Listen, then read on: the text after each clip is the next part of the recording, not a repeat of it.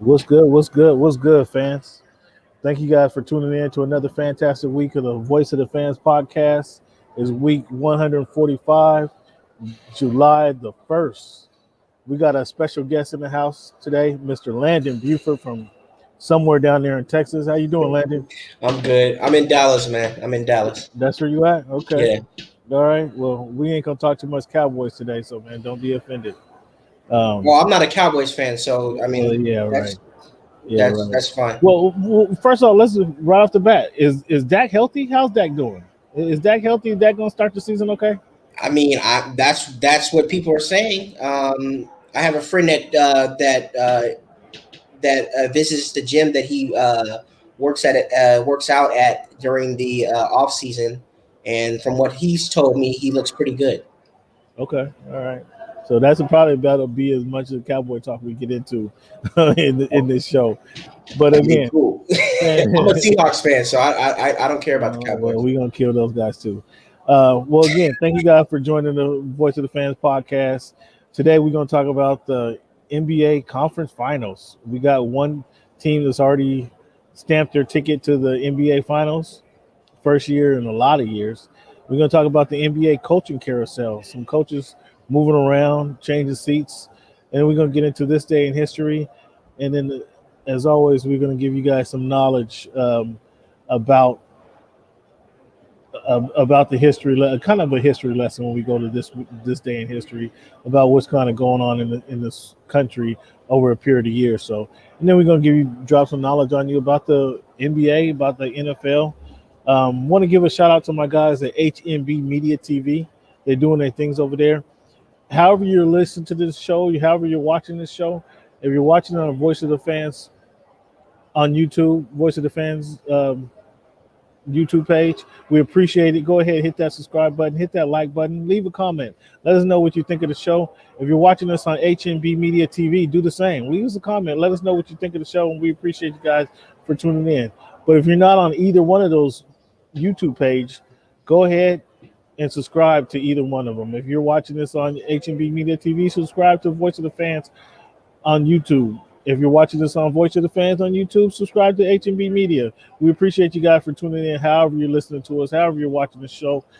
Also, if you're on listening to the show on Spotify, tuned in, Apple Podcasts, Google Podcasts, iHeartRadio, any of those platforms, podcast platforms, we appreciate you guys for tuning in. But please subscribe to both of those YouTube pages. We appreciate it. HMB Media TV on YouTube or Voice of the Fans on YouTube. All your participation and your assistance is greatly appreciated. And like I said, leave a comment, man. We can't get better if we don't know what we need to get better at. So your feedback is greatly appreciated and welcomed. We thank you guys for that. So again, today we got Mr. Landon Buford. Landon's special guest. Give them your social media handle. How can they find you and you see your work? They can find me on Instagram and Twitter at Landon Buford,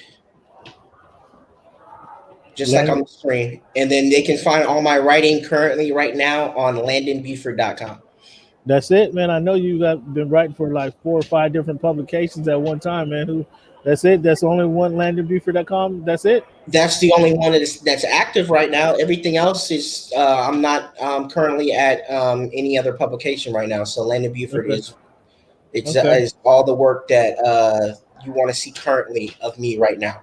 All right. Well, check them out. Check them out, fans. And Landon, thank you guys for tuning in. And we're gonna get right into the show, big guy. Each and every week we start the show with it being July 1, 2021, week 145. We start with a numbers game, Landon.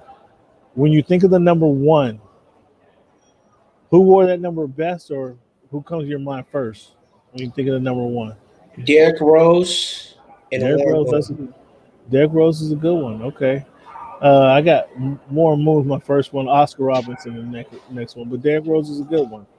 And when you think of the number 45, who wore that number best, or who comes to your mind first? AC Green, I think. AC Green. He wore 45. I Yeah. think he wore 45, if I'm not mistaken. Yeah. He wasn't the best one to do it though. No, but you said Who who'd come you to, who'd who come come in to your mind when mind I first? when I hear Yeah. it? Yeah. Yeah. I guess you didn't see Kenny Easley play, did you? No, but I have interviewed Kenny Easley, so I forgot that he wore the number 25. Yeah, So I should be ashamed of myself. he wore the number 45. Yeah, if you call yourself a Seagull fan, you should definitely be ashamed That's of what I said. I admitted on your this feed right now that I should be ashamed that, and I've interviewed the man. So it. that's my Okay, bad. I apologize. The original okay, enforcer. okay. Man, these playoffs, NBA is on fire, man. Told Cleveland a couple weeks ago they could have kept that saying from it had to be late '80s, early '90s. The NBA is fantastic, man, because this playoffs has been fire, regardless of the injuries, regardless of the players that are not playing. I think the NBA has been absolutely fantastic. And my first question to you is: do you think the NBA has been marred? The playoffs have been marred by injuries, or is that an overblown situation? What do you think? I mean, obviously the injuries have played a part in who's been able to advance, who's obviously getting an opportunity. The Suns are appearing in the finals for the first time since 1993. It's been about 10 years since they actually been in the playoffs. This is the first time in history. I think ESPN said this yesterday that a team has missed the playoffs for 10 years and then they're playing for NBA championship. So congratulations for the Suns. But as far as injuries, you can go down the list. You got Anthony Davis was injured. Giannis is injured right now. Trey Young. Um, who else was injured? Um, Kawhi Leonard's injured right now. Um, who else? Yeah, as it goes, Jonathan Mitchell. as it goes. It changed the landscape of how things were going to things turned out. In Okay. my opinion. So as it stands now, currently, 15 players make the All NBA team. 15 players, right? Mhm. Um, teams one, two, and three. 14 of those 15 players have missed some time in the playoffs. So that's crazy. I agree that's crazy. Um, However, injuries is part of the game, man. Trey Young stepping on the official's ankle, like that has nothing to do with the shortened season or the shortened off season. That has nothing to do. That's fluke injury, right? Giannis with his hyperextended knee. I mean, that has nothing to do with the games played, the games missed. That's a fluke injury. And it's kind of crazy the way that particular injury happened. That doesn't happen more often. Like players going up for the rebound or going up to block a shot, and they just come down wrong. It just happens that way, right? I don't think I don't personally think it has anything to do with the shortened off season, like some players No, have mentioned. that's I just that's it. think That's a fluke injury. That's I a just fluke think injury. I just think it's fluke injury. So, though that injuries are part of the game, we all know that for every sport. And has it marred the playoffs? It's been unfortunate in the playoffs, but I don't think it's marred the playoffs because you still got to go out there and play good basketball. You still got to win. So I'm gonna say no to that question. Um, Thinking about the Eastern Conference Finals, are you a believer in the Bucks? Are you a believer in the Bucks? I haven't been all season. I thought they should have. I thought they should have lost to the Brooklyn Nets, who are Yeah. apparently who face injuries Mhm. again. Um, what's your thoughts on the Bucks? Are you a believer in the Bucks? Well, I don't know what the current score is right now. Hold on, I'm gonna look that up. Is the score? I they I guess I think the Bucks are more talented. I mean, they have the deeper roster, but I don't think the coaching is there. Yeah, I They're agree. winning. That They're agree with winning that. by 16 right now. Oh, Um, they're up. Yeah, they should be. But okay. they're 83-99 for the people Yep. that are might not be able to know what the score is right now, but they are the more deeper team. I think they have the more veteran team, uh, in my opinion, out of the two. But the coaching is what is Lacking. Bud's inability to make adjustments. Obviously, they're winning tonight, but for the most part, has had them, I guess, exposed to some extent. Because obviously, last series, James Harden was hobbling around on one foot. They did not attack him. A coach of Ty Lue, who I know you covered the Clippers, would have made an adjustment on that. I mean, they would have put Harden in some type of pick and roll situation where you could test that knee out or that leg out. Other coaches, I know Monty Williams would have done adjustments to put Harden in pick and roll situation. But you asked me about the Bucks. Um, I mean, at this point, there's only two teams left in the East, so you got to pick one of them. Like I said, they have the talent to get to the finals. Do I believe in them? I think Phoenix is going to win regardless of who comes out of the East. But if I had to pick between the two, I would take Milwaukee. But it's not a runaway situation. It depends on what Bud's game plan is for that night. In I my think opinion. I think Milwaukee would have the Suns would have a tougher time beating the Milwaukee Bucks than the Atlanta Hawks. I'm not But saying it was a sweep. I'm not saying it's going to be a sweep. I'm just no. I'm saying the Bucks or the Suns would have a bigger, tougher time beating the Bucks than the Hawks. But I'm not a believer in the Bucks. I haven't been a believer in the Bucks. I kind of see them like Toronto Raptors were a few years ago. 2 years in a row, they get the number one seed in the East, and they get bumped out of the playoffs early. Although uh, the Bucks are hanging around here, that's largely due to injuries. Um, but when Atlanta loses their best player, as they did last game, and although Giannis went down, he went down late in the third quarter. right. Um, and the Bucks should have been up by 20 at that point. And it was, I think Atlanta was up. I don't remember the exact score, but I think they had double-digit lead at the time, and that's something that shouldn't happen. And that's, as you mentioned, it's coaching. And let me ask you a question, kind of off script here. 3 of the 4 coaches who coach in the Final Four, if you will, for the NBA, the Western Conference had 2 former players in it. The Eastern Conference had one former player in it. So 3 of the 4 coaches left in the Final Four were former players. What does that say to you? And it kind of we're gonna get into it later when we talk about the coaching carousel. But what does that say to you? And does that spark a new trend within the NBA that they're just going to keep not drafting, but putting these former players in position to lead these teams? I mean, it's been kind of normal. I mean, Phil Jackson led the Lakers and the Bulls to championships. He's a Good former point. player, won Good point. championship. Good point. Good point. Bill Russell was a player coach, then transitioned into a coach. Lenny Wilkins. I mean, the trend has been around for a while. Pat Riley, uh, Jerry Sloan, um, Scott Brooks. I mean, like I said, the trend has been around for a while, so I'm not surprised. Chauncey Billups, I mean, is now coaching with the Portland Trailblazers. Jason Kidd is in Dallas now. Rick Carlisle's an ex-coach in Indiana. I mean, an ex-player in Indiana.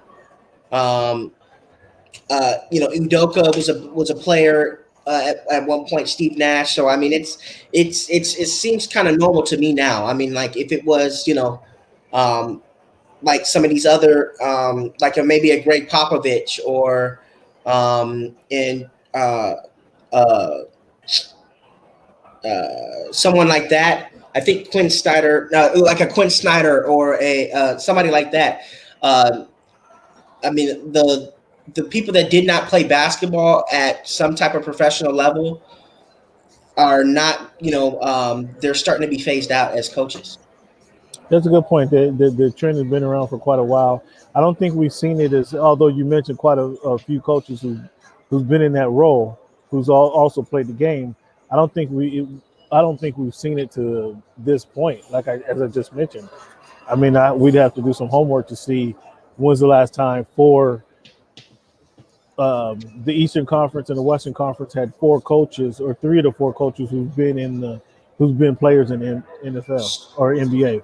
I don't know when that's the last time that happened. We'd have to do some homework on that. We don't have to do it now, but that's a good point. You bring up a great point that it's been a trend for a while now. So that's a great point. Um, we kind of touched on it right now. I already mentioned that I think the Bucks will have a better chance to beat the Suns. Who do you have presenting the better challenge against the Suns in the finals? Atlanta or the Bucks? Well, because the fact that Nate McMillan has the ability to make adjustments, which has been the biggest issue for the Bucks, I think that Atlanta would have a better opportunity to beat them because they have a coach that's actually going to be once again make the adjustments needed um, to compete with Phoenix. In my Okay. opinion, I don't think Coach Bud has that in his repertoire, and that's why he might. I mean, obviously, he still might get fired even if he wins the championship. You know what I'm saying? So, that could be a possibility as well. Well, I don't know if they fire him if we win the championship. I mean, I'd be they surprised if that happened, but funnier things have happened I before. feel your point. I feel your point. Um, Chris Paul, man. Chris Paul heats up, and he went on his personal 31 points in the second half, just completely lit up the Clippers. And Mm-hmm. you, you know, I mean, he was making his own adjustments on the court because when DeMarcus Cousins was out there, he was looking for him, seeking him out every time, and just abusing the Clippers right there.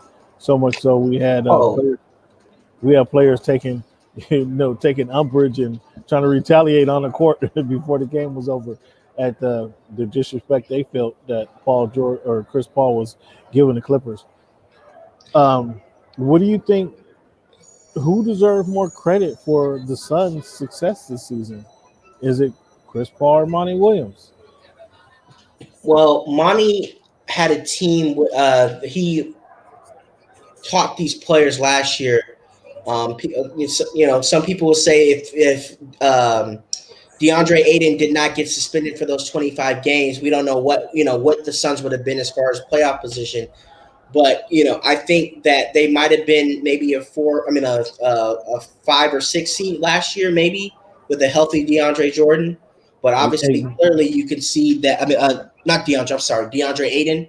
But you can see that Chris Paul has helped elevate this team. DeAndre has said that in press conference that Chris Paul is the best thing that's ever happened to him. I know I spoke to Chris Paul early this year and asked him what DeAndre's ceiling was. He said, that's up to him, but the sky's the limit. He's being compared to, David Robinson. I know Ryan Hollins compared him to the next AD earlier this year. I also don't know that he was compared to Shaq at some point. So, yeah, I think Chris Paul helped elevate this team into a finals contender this year. So you So say I would have to give that to Chris Paul. Yes. you give Chris Paul more credit. Yes. So there was something in obvious Chris Paul and Monty Williams. They also played and coached together. They were a team when Chris Paul was a rookie in New Orleans. Yep. Monty Williams was the head coach there. Obviously, it was a different, almost a lifetime ago. That was 11 years ago, I believe it was. However, I asked Monty a question earlier in the year about the change in Chris Paul that he's seen, and it was what he said was kind of funny in the sense that Monty Williams knows who he is, where he is in life, and himself as a man. So he's not afraid to say, and he wasn't afraid to say that. I think back then I was trying to force my ideas on Chris Paul, who Mm. I wasn't aware of. He was young in his coaching career. Chris Paul was a rookie, and so he was trying to force his ideas on the rookie. Where now he understands that Chris Paul is a veteran in this league. He understands that he's a veteran coach, and it's more of a collaborative effort. He says he probably got in Chris Paul's way years before, where this Mhm. year he's allowing Chris Paul to do more on his own, and so that was a sign of growth. That was clearly a sign of maturity from the head coach, and we all know what Chris Paul brings to the court. And Mhm. as you stated, he's helping these players grow and helping them the see the possibilities. Monty Williams also said something that just like parents in the world. They may tell their kids something, but somebody else tells them the same thing is received a little differently. So where Monty Williams had these guys last year, he's telling them one thing, but then Chris Paul comes back a year later and giving them a similar message, just in a player form. It's received differently, and so them together is kind of collaborative effort to make these sons who they are. Um, One question I didn't get to ask, and I wish I could have asked these guys, and hopefully I'll get to ask it sometime during the finals, is how much do they feel that bubble, playing in the bubble, going 8-0, served them as going into the offseason prepared? And I think I got an answer to that question because Monty Williams said something to, I think it was last night in the press conference, that they were able to have a boot camp of their own. Kind of, they took some time off, they came back and got prepared for the bubble. That was a kind of a boot camp and the time for them, the players, to come together. They go 8-0, even though they didn't make the playoffs. They had that kind of rebirth, if you will. Mhm. And then coming into this year, they kind of were familiar with who they are, what's expected, where they're going to go, what they're trying to do. And just the addition of Chris Paul made that even better. So it's really hard to say. You say Chris Paul. I'm a believer that coaches help and coaches help guide these players and put them in the right situation. And I'm going to have to go 50-50 on my own question because I think they both, the maturity that Monty Williams has shown, clearly the voice that Chris Paul has had with these players played a huge, tremendous dividends in them getting to where they are. So credit to them both. I don't want to slight either one of them, but I say credit to them both for doing what they've done because the whether they actually got to the finals, and some people downgrade them getting to the finals because of injuries. They faced injuries when they played the Lakers in round one. They faced an injured Laker team. They faced an injured Nuggets team, Mhm. right? In the Murray was down for the Nuggets in round two, and then they placed an injured Clippers team who was out their best player in Kawhi Leonard. Um, so some people will downgrade kind of their accomplishments, and you have to beat who's in front of you to get where you want to go. So that's what they're able to do. So I give credit to the Suns and their success this year. Maybe they would be my pick to win the championship because of the consistency they've shown throughout the year. Devin Booker, um, Devin Booker coming around, although he's not Kobe. Yes, somebody try to profess he's the next Kobe. That's not the case. However, Chris Paul, Devin Booker, the collection of they got. Don't forget about Cam Johnson and Mikal Bridges. They play a big time basketball, helping them get to the way they are. So kudos to those guys, and they would be my pick for the NBA Finals. Would you agree? Are they your pick for the NBA to win the NBA Finals? Who the Nets? I mean, The Suns. The the Suns. Suns. Yeah. Yeah, I have the Suns winning it all. This is the Okay. best opportunity for uh, Chris Paul to win a Chris championship, Paul. Yeah. Yeah. and if Giannis can get back healthy, it's the best opportunity that he's going to get a championship. And I Maybe think that Trey Young too, if they can get past Milwaukee. They're losing right now, but it might be the best opportunity that Trey Young can get a championship too. I'll throw his name in there too because we don't if know what's going to happen later on. we don't know what's going to happen with in the Eastern Conference Finals, but I'll say this: if the Atlanta Hawks beat Milwaukee Bucks, Budenholzer shouldn't be allowed. He shouldn't be allowed on the team plane, on the bus back to the hotel, on the bus back to the team facilities. He should not be allowed. He should be fired right there. He should be forced to take off his sweats at the gym.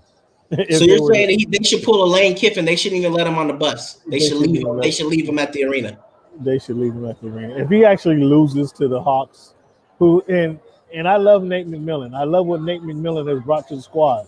I love the coaching he's done. I'm a big, as I mentioned earlier, I'm a big believer in coaching and how he's got this team ready to play. And I'll tell you something else. I had the Atlanta Hawks kind of being a fourth seed in the playoffs at the beginning of the season because of the talent that they had. I thought they were a very talented team. When they signed Capella, I thought that was huge. Uh, as you know, they got Lou Williams, they got Danilo Gallinari, Mm-hmm. they got Cam Reddish, right? Rondo was they made it. Well, yeah, they made a trade, but yeah, I get what you're saying. Yeah, Rondo was actually the person that they signed for $15 million over 2 years. Well, I mean, I didn't think they needed Rondo, but Rondo's he can be a player coach, if you will. If you will, he can be that player coach. But they have a lot of talented pieces, um, and all I think they're a year away from being a major factor in the conference, even though they're here in the Eastern Conference Finals. I Mm-hmm. think they're maybe a year away, maybe two, from being a real force in the conference. But hell, Nate McMillan's done a hell of a job since he's taken over the role. And so going into the season, I had them in the playoffs. I think I had them 4 or 5 in the playoffs. And I had Washington kind of coming up behind at 7 and 8. So those were my 2 sleeper picks of the Eastern Conference, Washington and Atlanta. And we see what Atlanta's doing. But I just don't. Milwaukee, they should be ashamed of themselves. Simply put, they have so much so-called talent. Chris Middleton, last year he was a 50, 40, 90 guy. This year he was a couple of percentage points off of being a 50, 40, 90 free throws. He was 89% free throws. Um, However, he's inconsistent. Drew Holiday, he's also inconsistent. He's not as inconsistent, but I just think these guys. I'm disappointed in Milwaukee. They should probably be up in the series 4-1, or they should have won the series 4-1. They shouldn't have gave away 2 games to the Atlanta Hawks. But I'll credit Nate McMillan for earning a couple games. And it looks like they're going to finish them off here and take go I back. was just about to look and see if what was Yeah, the. it's 114. They're up 16, 114-98. So it looks like they're about to finish them off and go back to Atlanta, um, up 3-2, and we'll see how they finish the Hawks off, if they can finish the Hawks off. But I mean, it should have been more decisive. They should be closing it out right now, getting ready for the finals. Is what I'm saying. Well, I mean, if Trae Young gets back before Giannis, which it looks like we might not see Giannis for a couple, maybe next week possibly. Yeah, Luckily, we don't have any structural damage to I think it's his leg, right? Or is it his it was knee? a knee. It was a hyperextension. It was kind of ugly. It was a ugly hyperextension where the knee kind of bends backwards. And it's Yeah, I saw a replay. I mean, obviously social media was going crazy. They were a little disrespectful. They, some of them were. I read messages where they said it was karma for Giannis causing Kyrie to go down. No, man, But you don't want to see players be hurt right there. I mean, just because you don't like the teams that they're playing on, you're not fans of the teams that you're playing on, you don't want to see players getting hurt regardless of who the person is. Yeah, So, no. I don't wish any injury upon anybody, but I'm kind of surprised, to be honest with you, that Trae Young has missed these couple games with the injury. That was fluke injury, but the injury he had, it didn't look that severe. Obviously, he had to leave the game right away. They call it a bone bruise. I'm kind of surprised that. I mean, I would be surprised if anybody's 100% at this time of the year. I Yeah, mean, Trae Young's having problems with his shoulder. He's having problems with, he got the bone spur. Capella wasn't playing tonight, I don't think, if I'm not mistaken. I didn't look at the thing. I didn't even watch the game, to be honest with you. But because I've been this is my second appearance or interview today. So yes, I haven't watched the game at all other than the box score. But he as far as I know, as Capella didn't play, maybe he did Maybe you. I Yeah. mean, Looks like so. It looks like Saturday, July the 3rd, we're going to get Game 6, and the Bucks will have a chance to close it out. So we'll see that if they close it out on Saturday, they'll have like 5 days before the final start on next Thursday. So we'll see this final start a week from today. So we'll see how things transpire. Looking back at the Western Conference Finals from last night, um, the much maligned Paul George gets a lot of slack from everybody, all NBA fans from East Coast to West Coast want to pile on Paul George, largely because his admitting to the mental challenges he was having in the bubble. And if I get a chance, I want to ask him kind of not only how he dealt with that and he got over that going into this season, mhm. and then has that admitting that kind of taking pressure off of him personally, not regardless of what everybody else says, has personally addressing that publicly, kind of has that taken some pressure off of him, and does he feel not vindicated is the word, but a relief, a sense of relief? I want to ask him that and see what his response is. Well, But I think he's personally taken a lot of crap for that, and then giving yourself the nickname, kind of addressing yourself un, I unwarranted, addressing it, giving himself the nickname of Playoff P. Um, did Paul George earn your respect throughout this playoff series um, with this stellar play? I mean, he's done some things that nobody's done in the NBA before. He's had a stat line that only Michael Jordan, Wilt Chamberlain, and I think Bill Russell has had before. He's had 20 points in every game of the playoffs this season. What's your thoughts on Paul George? And are you ready? You're one of the guys who was kind of hard on Paul George. Are you ready to cut him some slack for his performance with and without Kawhi Leonard this playoffs? well, I think a lot of people. I don't think they're going after his mental Challenges. admission, or his mental health admission, because that's nothing to really play with. But I think a lot of people, including myself at the time, were going after the fact that he named himself Playoff P, and he didn't always show up as Playoff P. There was obviously his alter ego Pandemic P, um, Way Off P. I'm just saying some of the name. The new one is Vaccinated P. Um, So the thing, but real quick, it would not to cut you off, but real quick, one of the things that I thought about Paul George that was kind of funny was the Gatorade commercial where he talks about he counts down 3, 2, 1, and makes the game winning shot in the Gatorade commercial, but he's never done that in his whole career. Like I thought that was kind of well, um, I thought that was kind of odd that you would kind of sign up to do that commercial, and knowing that hasn't happened. Go ahead though. I was gonna say. I mean, I think maybe he's hit a couple game winners in Indiana, if I'm not mistaken. But he hasn't been the Indiana Paul George in a while, and maybe that was because of the injury that happened at the Olympics. Maybe that was something that got him down at the time. But without Kawhi Leonard, he's I have to admit that he has led this team through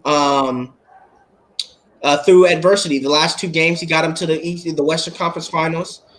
He got him through a couple Big time games, games. against Big the time games. Suns, huh? I said big time games. Big time games. Yeah. The game 5 Yeah. against Phoenix, he showed up. Against Reggie Utah. Jackson also showed up as well. Reggie Jackson is also going to get paid this summer. He did the opposite of Dennis Schroeder. He actually earned his money. Not to say Dennis hasn't, but I mean, the stories that I'm hearing right now, as far as Dennis and stuff like that, Reggie, there's no question Reggie actually showed up in the playoffs. Um, Yeah. When you actually earn your money is in the playoffs. So I just wanted to get that away. But yeah, Paul George, um, he earned his respect this offseason, especially with Kawhi Leonard going down. Obviously, Um, he had some help with Reggie Jackson, being able to close out uh, the Utah Jazz when everybody thought that once Kawhi went down, they were going to be. It was there was two opportunities to eliminate them. Going back to Reggie Jackson, he's been great this whole postseason. I mean, without his scoring, um, once again, the Clippers might have been eliminated in the first round against Dallas. You know what I'm saying? So Hmm. I mean, both of those guys I have don't know stepped up about this I don't postseason. know about that one though, but but no, Reggie Jackson has been huge. Reggie Jackson led. He had more 3-pointers made than anybody in the league during this postseason. He shot 42% during this postseason, and yes, He's had a lot of big games, and in turn, he put Patrick Beverly on the bench.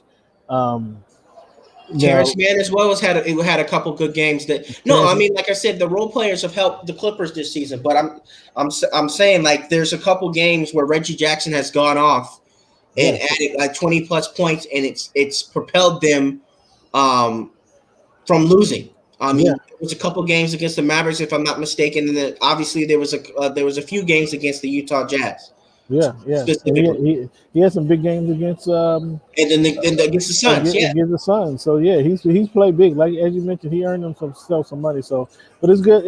It was nice to see Paul George perform well during the big time because, as I said, much maligned. Everybody wanted to give him a bunch of slack, but last night, I think in the game with last night, whether he was out of gas or um, well, out of gas or not, I would have liked him to put up more shots. I think he went. He didn't have enough buckets for me. I look up what he had, the amount of shots he actually took, but I would have liked to see him take more shots because in the elimination game, man, the players were really counting on him, and not that he didn't give it all he could, but it was. I need you to be more aggressive in that situation because I don't think he was aggressive enough, knowing that they're going home if you don't do the scoring. And yesterday he was 6 for 15. I would have liked him. I would have been okay if he was 6 for 25. Just take 10 more shots.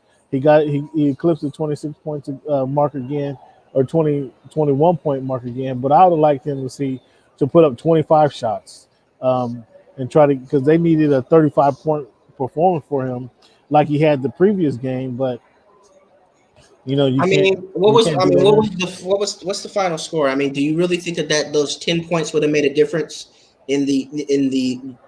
Well, again, they did beat them by 27, but some of those, I mean, um, even if he would have scored at least 10 more points, right? So they beat him by 27. They beat him by 17 with those 10 points. Where are you getting the rest of the scoring from? well. So here's what I'm saying. Late in the game, they couldn't stop Chris Paul. Late in the game, they couldn't You're stop. talking about earlier in the game. Okay, I see what Yeah, throughout the game, I need you to be more aggressive.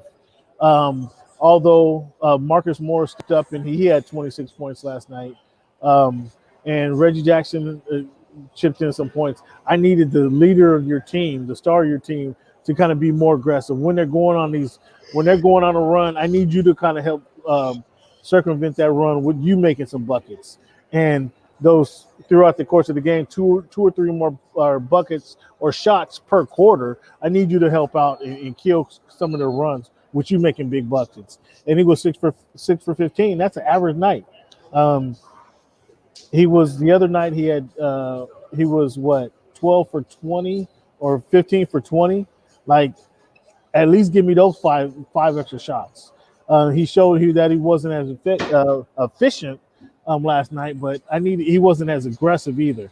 I He needed was more aggressive aggressive. on defense. He was poking people in the eyes. He was aggressive on defense. we, we, He, he, we, po- he, we po- he they poked a had couple people in the eyes last night. they had the aggression, and so going back to the game last night, going into the game, my thought process was if Terrence Mann, who elevated himself into a starter, without Kawhi Leonard, I think Terrence Mann has elevated himself into a starter role. Terrence Mann and Patrick Beverly, they did a good job most of the series of slowing down Chris Paul and Devin Booker. They did a great job actually. From Devin Booker clearly had the big game one. Cameron Payne had the big game two. Games 3, 4, and 5. The combination of Patrick Beverly, Terrence Mann really slowed down that duel. Mhm. And I thought if they did that again, that would help them win. But they weren't able to do that last night. Obviously, Monty Williams went to the drawing board. He came up Yeah. with a couple schemes to kind of get Chris Paul free, and also free up Devin Booker. That allowed. And Chris Paul was, he was preparing for his acting debut in Space Jam 2, but with the flopping and stuff like that, but Yeah, yeah, it got what you needed done, right? It got you to accomplish. You're in the finals, right?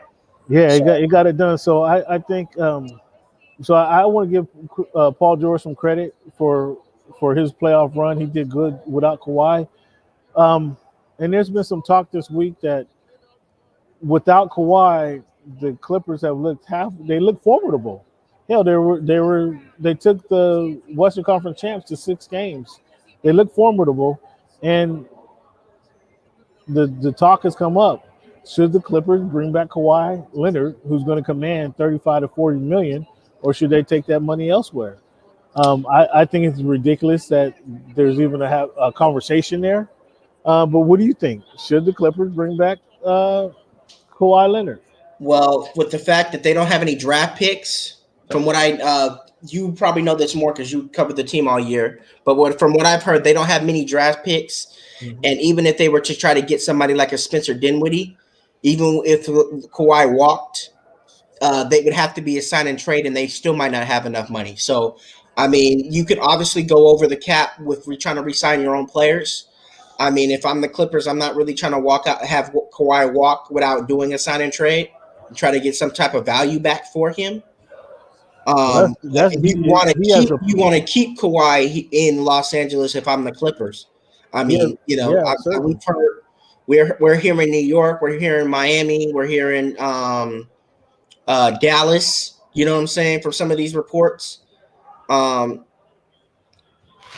you're gonna want to do something if you're the Clippers. You're gonna want it would be best for you to resign him, but we don't know how long he's gonna be out with this injury. You know what I'm saying? So we don't know what the injury is. Technically, they said ACL. Some people said ACL. Some are saying it's just a knee situation from what the officials are saying at the Clippers. There was You some know what I talk. mean? There was some talk last night that he would play. He would try to play if they made the game 7. If they made it to game 7 against the the Suns, that he would try to play in game 7. That So they also said on TV that that he would depending on. Well, no, they said if they made it to the finals. I heard this on ESPN last night. If they made it to the finals, him and his team, the Clippers would talk to him and his team to see what could happen next. But if it's an ACL injury, you're not getting on the court regardless. yeah, so And we don't that's know. probably why they're not coming out and saying that at the time that it was a straight ACL situation, because that means he's out for a year.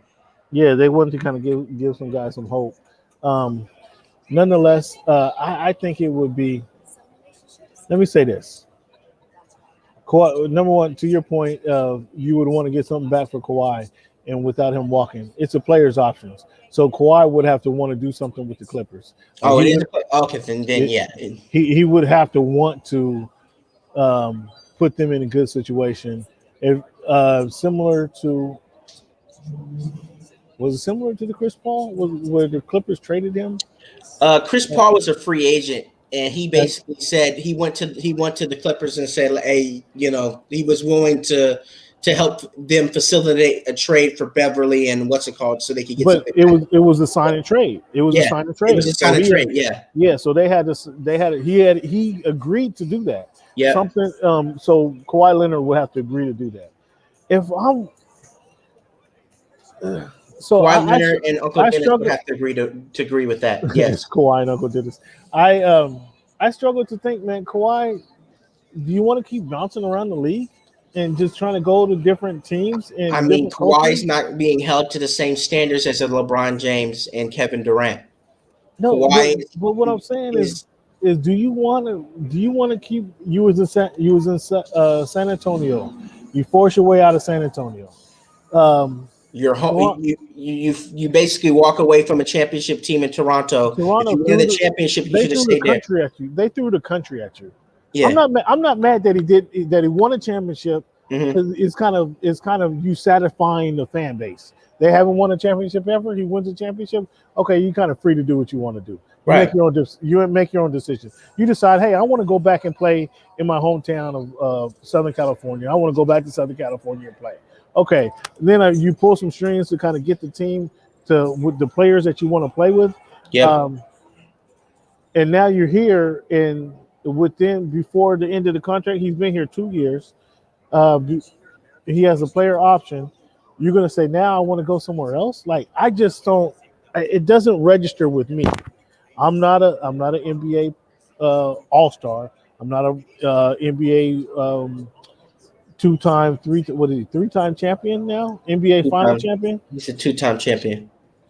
He won. Didn't he win two in San He Antonio? won one in San Antonio, one in Toronto. He lost that. Just It one. would have been two, but Ray They Allen lost. shot. Remember? Yeah. Okay. Okay. Yeah, Nonetheless, it was Ray Allen shot that cost them that championship. But Chelsea Gray right over here. Chelsea Gray just come down into the restaurant. Nonetheless, he's a multi-time champion, NBA champion.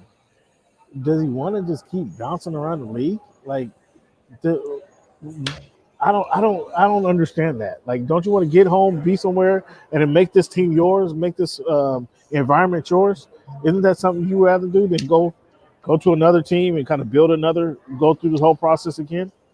I Like, I mean, that he would have had a championship if he would have just if he would have played it right and came to the Lakers. He oh, wins a championship last year. oh boy. If he, I'm just saying, he used them as leverage to get to the Clippers. Oh So boy. I mean, if that's what you're looking for, you could have got that last year. I applaud him for wanting to go kind of not play with the juggernaut, go to beat the juggernaut. I applied that more. And you get more credit for you actually get more credit for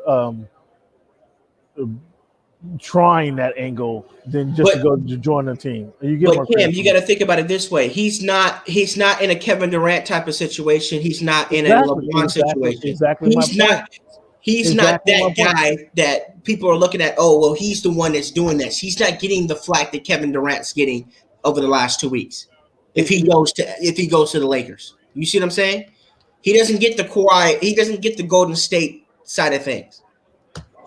Well, Kevin And if he Durant. goes I to mean, Golden State, Kevin Durant will forever until he wins a championship, whether it be with the Brooklyn Nets or the Minnesota Timberwolves. He's never going to get over that. He can't get away from the fact that he joined the juggernaut. And I understand Kawhi Leonard not wanting to go down that route, not want to be that guy. I understand that 100%. So, like, as I say, I personally give him credit for going and trying to win with a team who's never done it before, than going to join a franchise that has won without you multiple times. So that's my opinion.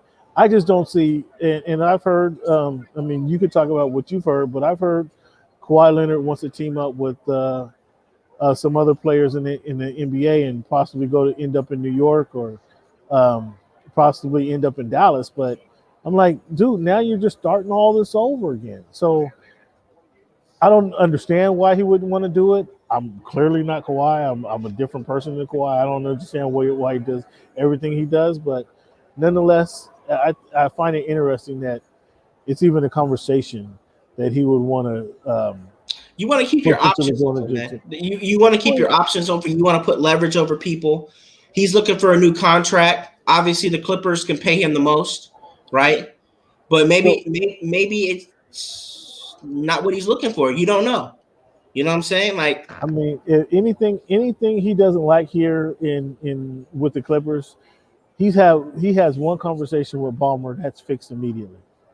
Whether if it was team facilities, if he didn't like the bus, if the bus was too small, if he didn't like the training facility, he thinks it should be on the other side of town. That's not a problem. Ballmer fixes that instantly, with his suggestions. If it's a new coach, if it's new, if it's I mean, they got the new coach last year. Exactly my point. They got they got rid of Doc last year. exactly my point. So now this wasn't good enough. The changes we made last year weren't good enough for you. You You got came rid of here You got rid of Trez. Lou Will's out of there, right? You know what I'm saying? again. So we brought you in. The team was this way. We talked to you and Uncle Dennis. We made some changes, and now They you want mortgaged the to future. They now you want mortgaged to the go future for Paul George. and now you want Get to out. go What was elsewhere. it? Five or Like six picks for Paul exactly, George. exactly my point. You understand? You get what I'm saying now. So that's all I'm saying. Like you want to go now. You want to go to now you want to go to New York and ask them to make all these changes, bring all these people here. If I'm the Knicks, man, I'm saying, okay, here's your contracts. Sign up and come play here. If you want to come, if you want to be here, sign up and play. We're I not doing mean, all these changes for you. We're not making all these changes. I mean, the Well, if I'm New the York, I might the, not be saying that if I'm the Knicks. the Knicks will. I mean, I mean, if Kawhi if signs, they're going to do the same thing. They're going to have to, give it mortgage the future the to The accommodate. Knicks was a bad example. If I'm Miami Heat, I've heard him have rumors to being tied with the Miami Heat. But see, the thing with If the Miami Heat, I'm not making all these. well, they're not going to Um, make demands. But see, the thing is, all that load management that's happening, that's not going to fly with Pat Riley.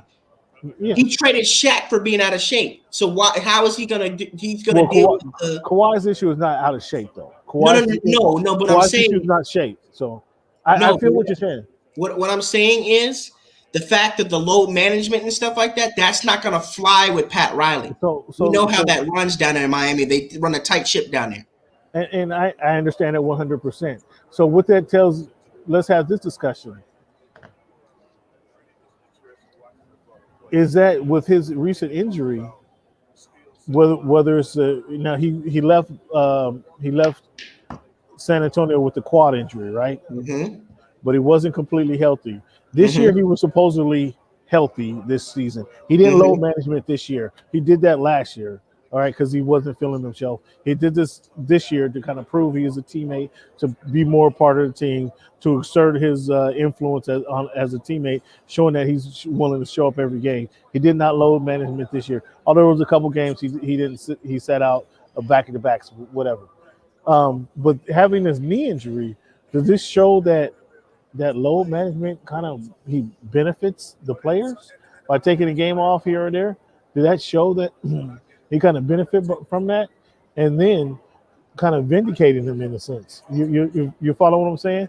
So when he goes to Pat Riley and say, "Hey, dude, it's not 100. I'm not 100% healthy. I'm not load management just because I want rest or because I need an extra day to kick it at night. It's to preserve my body so I can be ready for the playoffs." I don't know.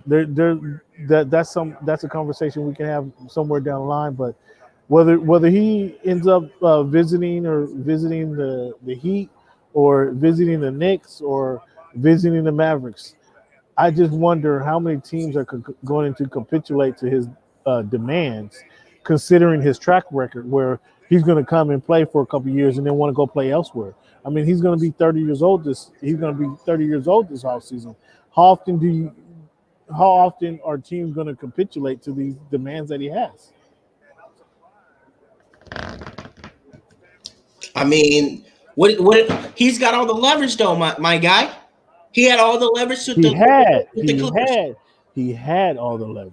Well, he's not. I mean, right now, he's going into to the offseason not healthy. When he left, Right, when he right, left Toronto, exactly. he like you said, he had all the leverage. Yeah, Now, um, he had the leverage. He came to Clippers after winning a championship, yeah, winning a championship, being NBA the Finals Finals MVP. MVP. Mm-hmm. So he's not that. He doesn't have the leverage at the moment. And he hasn't won. So can he go to Miami Heat and say that I need this? I need you guys to change up your training facility. I need room for Uncle Dennis on the team bus. I need him. I need that on the team plane. Or have that same conversation in New York. New York's a different animal. They're gonna have to do that if they want to start like that. They're gonna have to kind of capitulate. New York is a bad example.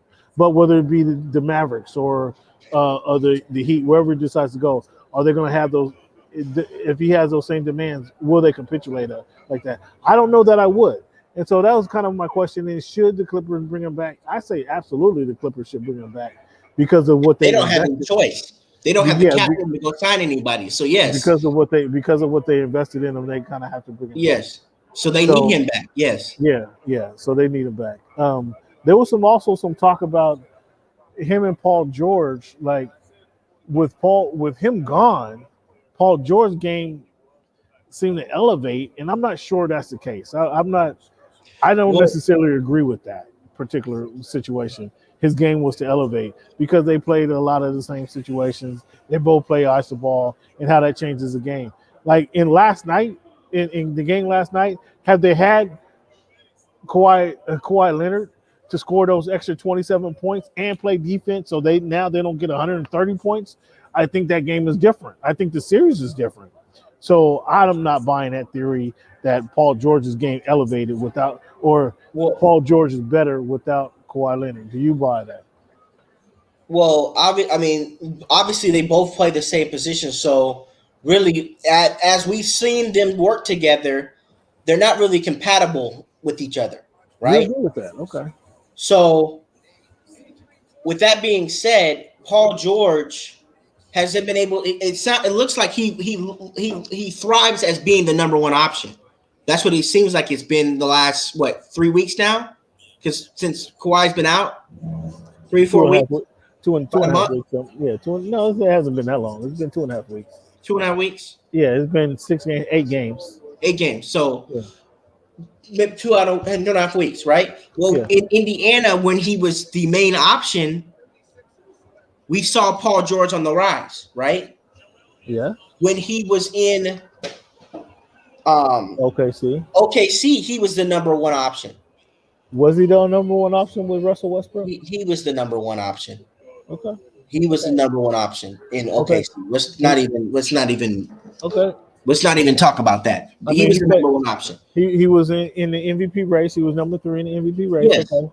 Russell with his But it's hard to say though that his game was better without Kawhi. I mean, in the wins, certainly he had some better numbers.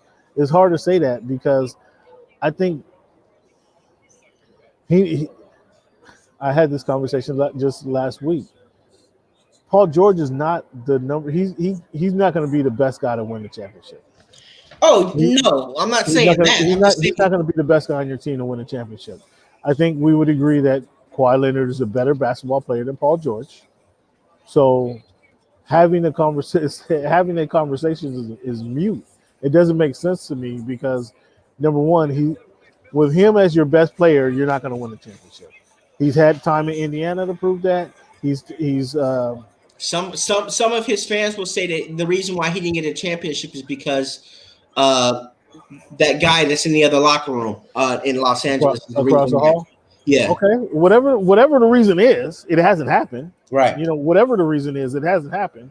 Okay. So now that guy's still he's still in the same conference as that other guy. Yeah. So what's different now? What's different now? He's not going to do that. So for just that reason alone, and you mentioned that they play the same positions, they're not compatible. I disagree with that because there's been games this season where they both have scored over 30 points. I particularly don't care for the iso ball. Yeah, that's been one of my complaints about the two of them. I don't care for that type of ball, but he wants to play with the ball in his hands. He becomes a better playmaker. I don't necessarily think that's the answer for him because he's overexerted himself, and when we really need him, he puts up 15 shots. He goes 6 for 15 in a game 6 situation when we're facing elimination.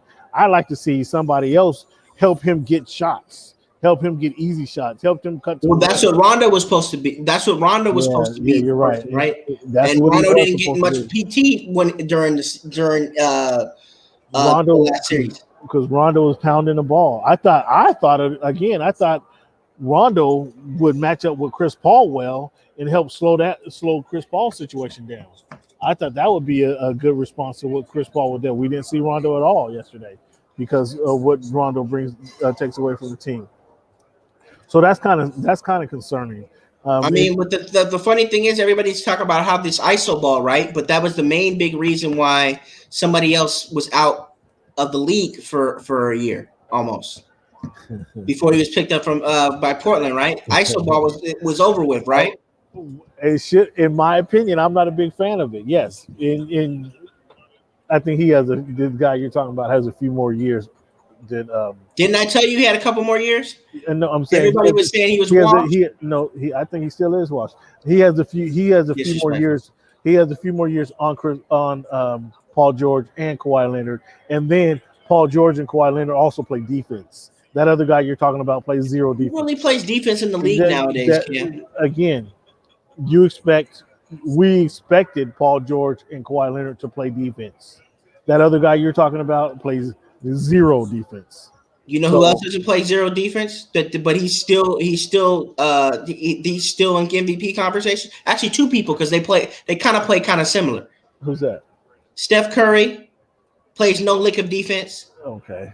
Trae Young plays no lick of defense. Come on, stop. Trae Young is not in the conversation that either of these guys we're talking about. He's not in the conversation of Paul George, Kawhi Leonard, Steph Curry. No, they play defense to some extent. But I'm saying is don't bring that up. Who plays defense? It's too soon for that conversation. It's too soon. Who plays defense? I'm just saying you're saying that they play lick of defense, but who actually plays defense?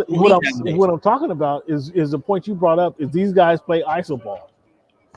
They can shoot out the gym. Those two, Damian Lillard, CJ McCollum, these guys can shoot out the gym. That's why you're changing up the conversation. We were talking about Kawhi Leonard and Paul George, and them playing a lot of a high style of iso ball, and you were comparing those guys to somebody else who plays iso ball who's been out the league for Carmelo Anthony. I'll say his name. Carmelo. Yeah, say his name. But these guys play defense. That other guy doesn't play defense. So. Where you say iso ball should have been out the league and he was froze out the league for a little bit, that he was froze out because he didn't play any defense, and who just needs somebody to put up 20 shots a game.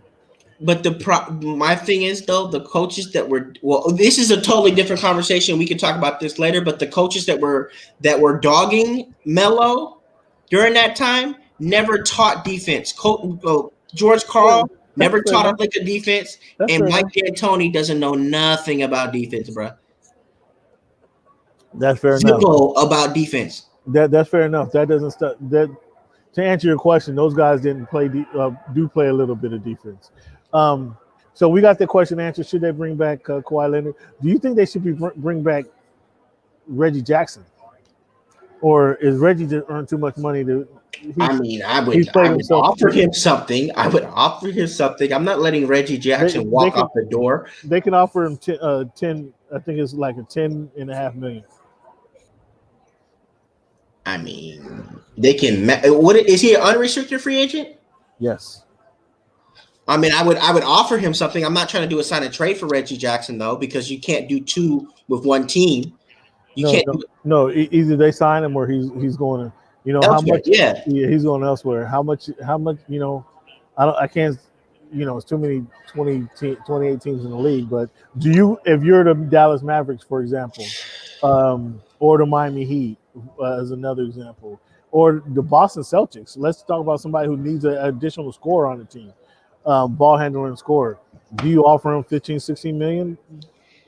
I mean, yeah. I mean, the Mavericks are going to have to possibly re-sign Tim Hardaway Jr., who had a good season this season. I mean, I personally think that it was because it was a contract year. Being that I watched him all year. In multiple seasons. What do you mean? And you said you watched him all year, but then as well you've seen him. He's been there. I've seen him in multiple seasons. So I've seen the difference from last year. I saw the difference where they were trying to trade him before a couple years ago, or 2 years ago. And yes, they're gonna try to re-sign him. They're gonna have to figure out what they're gonna do with Porzingis. So that's kind of my next question. Let's jump into that right now. Just what do you do with Porzingis? What do you do with KP? I talked about two guys who are uncompatible. Was that Luka and KP? Luka apparently doesn't like playing with him. and Well, KP doesn't seem to give them the what reason it why needs. Luka, I mean, I don't know um how overblown that is. I don't want to discredit the person that's putting out these what's it called, but that same writer um put out a story about DeAndre Jordan trying to to freeze out Luka. That was not necessarily true either, but DeAndre Jordan. yes, the person that you're talking that's been quoted about the fact that They don't like playing with each they don't other. like to be playing with each other. The reason why Luka has a problem is because Porzingis has been injured. Okay.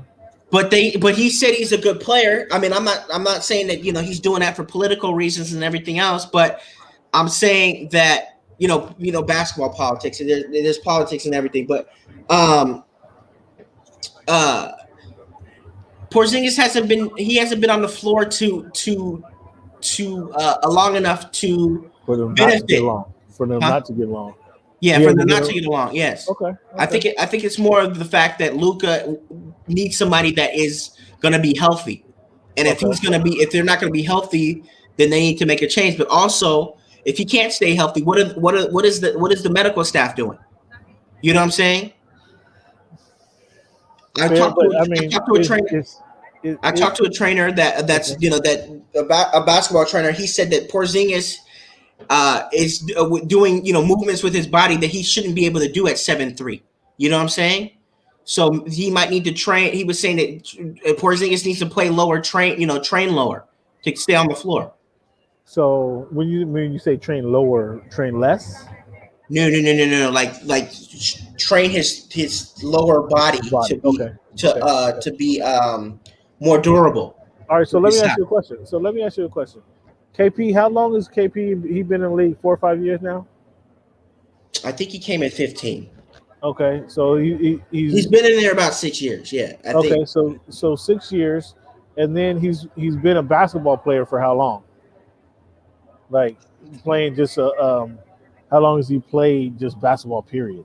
In college and from high school to college or I don't whatever. think he played college, but I think He came in at 15. You're absolutely correct. So that's 6 years. Um, how long? But how long has he played basketball in general? So you would speculate he's from Europe. He's in Latvia, so he played. we're assuming that Uh, he's been playing since he's been 10 or 12, possibly, right, right? right. I mean, So what I'm getting at is he should have some basketball legs, right? His body has been in the sport for a while now. It's not like so when you saying he should be training his lower body to be playing, these aren't moves that he's not doing anything he's unfamiliar with, right? He's not he didn't grow he didn't play like let's take Anthony Davis for example, who cool. played guard all the way up until um, high school, and then he grew 11 inches. Now he's playing low post, and actually that's a pretty That's a interesting good thought. comparison. I Yeah, just thought about that. I just thought about maybe that's why he's getting injured now because now he's playing a different style of basketball than he's played for a big portion of his life. You follow what I'm saying? yeah, and So that's exactly. Porzingis is 25. He's been playing basketball. It seems like professionally, or somewhat professionally since 2012. so we're going at right now almost 10 years that he's been playing. So Yeah. when you say when the trainer says he needs to train his body, his lower body, is he really doing anything different than he's asked his body to do? Now I don't know about Porzingis like I know about Anthony Davis, so Right. that just kind of bring up something. And I talked to the same trainer about Anthony Davis because people were obviously I was on Clubhouse. People were saying that they were saying that Anthony Davis is Training chef. regiment. His Okay. chef and regimen were saying that he likes to eat pizza all day long. Well, if he's eating pizza all day long, he wouldn't be in the shape that he's in, right? But Right. we're taking literally of what somebody said to that's all he So eats. ask that trainer. Take this question back to that same trainer since you have the communication with. how does that affect his body? And let's use Anthony Davis as an example because we know he was playing point guard. He was 6'1" playing point guard until he was a fresh or until he was a senior in high school. Yeah. Then boom, he shot up as a freshman in college. Now he goes from 6'1", 6'2" to 6'11". And how does that change the body, the makeup of the body, and is the body able to he has kind of a muscle memory of a point guard or a guard position. Now he's being asked to play forward. How does that change his body type? And Well, does that I does kind of that wrote a article about. I don't remember all that's in it because it's been about 2-3 weeks since I actually wrote the article.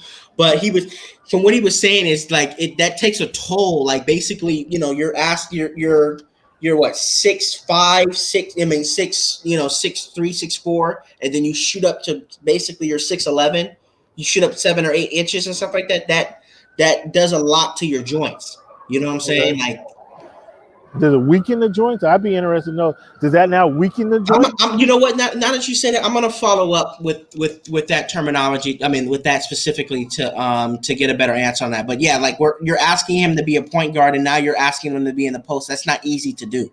Right. Does it You know what I'm saying? does that his body type is, even though he shot up Right. 8 inches, his He body still thinks type he's is a point guard, his basically. body type. Well, mentally he Yeah. thinks he's a point guard, but his body type is that still a point guard body type versus now just because he has the size and we try to stick him down low. And that's something I really never considered. The reason clearly he thinks he's a point guard, he wants to shoot jumpers, he wants to take people off the dribble. But is it just because And he that's has part that of the muscle reason why memory? he doesn't like playing center. He doesn't play like playing center because he feels, hey, I got guard skills. I just Yeah. happen to be 7'6" 11". So that's Yeah. that's an interesting concept. I'd like to follow back, Landon, on that particular topic. That'd be a good follow up for us. Um, let's move on, man. Talking about Damian Lillard. D. Lillard. If if you're Lillard, do you stay in Portland? And Um, it's thank you, kind of thank you. funny. I was able to ask Damian Stoudemire about this. Okay. He said to temper the conversation, he's one of the biggest Damian Lillard fans, right? Okay. But he said if they can't get him any help, right, he got to get up out of there, right?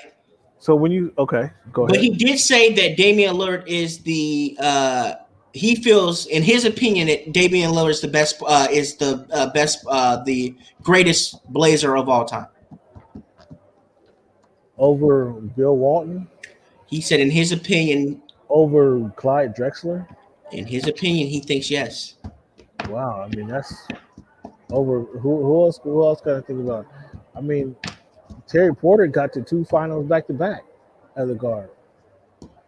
So, wow, best ever, Damon. I'd like to have that conversation with Damon, ask him about those couple players.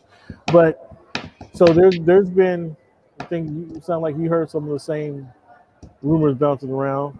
I mean, from I'm not going to put anybody on the bus, but he's moving. His camp is moving different this summer. They're trying to figure out what's going. I mean, like, and it has nothing to do with the Chauncey hiring as much. That probably didn't help. But So I asked Chris Haynes on the show. I had Chris Haynes on the show last week. I asked Chris Haynes that exact question. Chris Haynes, I know he has a relationship, as you know, he has a relationship with Dame Lillard. Mm-hmm. He's as close as Dame as anybody. If I would believe anything Chris is saying about Dame over Woj. I asked Chris specifically, is Dame staying in Portland? And he said, that's a good question. His exact quote, and I didn't push it. I didn't take it any further. That told me that he knows something, and that there's potentially somebody's packing their bags. Somebody's packing their bags. That's what that told me. It was pretty interesting, but.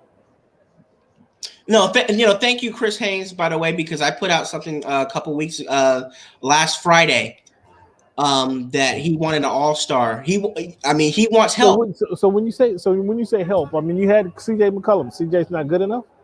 Do you want Ben Simmons? Like when you say help, who are you looking for? I mean, are you looking for? Well, there was talk that he was trying to see if the availability of Draymond Green.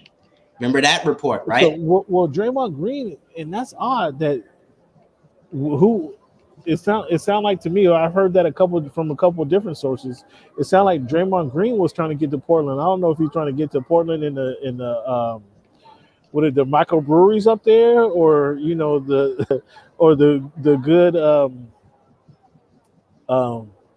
Well, the remember fertile green Miami fertile originally. dispensaries they have there up there in Portland. I don't know what Draymond Green. I don't know. I mean, well, if you're talking about dispensaries, I mean, you're in the Bay Area. I mean, like it's pretty much you're Okay, not missing much between Portland, Portland, Seattle, and but I mean, it's a Bellingham, little. and what's it called? That whole coastline It's, right there. If it's for the dispensaries, you're good then, right?